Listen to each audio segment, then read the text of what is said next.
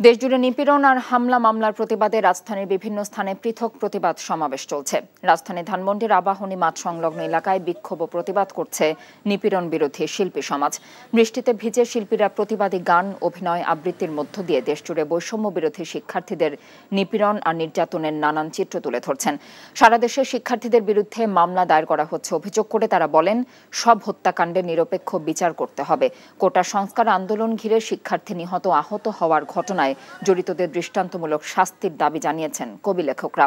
সকালে রাজধানীর বাংলা মোটর এলাকায় বিশ্ব সাহিত্য কেন্দ্রের সামনে অবস্থান নিয়ে বিক্ষুব্ধ কবি লেখক সমাজের ব্যানারে বিক্ষোভ করেন তারা।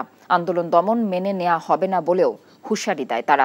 এদিকে শিক্ষার্থী হত্যার প্রতিবাদে সর্বস্তরের চিকিৎসক এবং মেডিকেল ও ডেন্টাল কলেজ শিক্ষার্থীদের ব্যানারে ঢাকা কেন্দ্রীয় শহীদ মিনার এলাকায় বিক্ষোভ করেছে মেডিকেল শিক্ষার্থীরা। দেশজুড়ে শিক্ষার্থী নিপীড়ন আর মামলা হামলার প্রতিবাদ জানিয়ে তারা বলেন, সরকার এর দায় এড়াতে পারে না।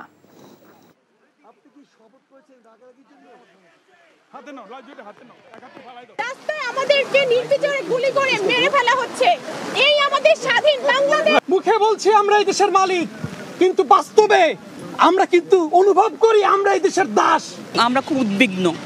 আমাদের দেখবেন যে সবচেয়ে মেধাবী স্টুডেন্টগুলো মারা গেছেন। সন্তানদের, আমাদের ভাইদের যারা নির্মমভাবে হত্যা করেছে, যারা নির্মমভাবে খুন করেছে, আমরা এই খুনের বিচার চাই। যে ধরনের গণহত্যা হয়েছে বা যে ধরনের ম্যাস কিলিং হয়েছে, এটা আসলে কোনো সাধারণ মানুষের পক্ষে এটা চুপ করে থাকা সম্ভব না।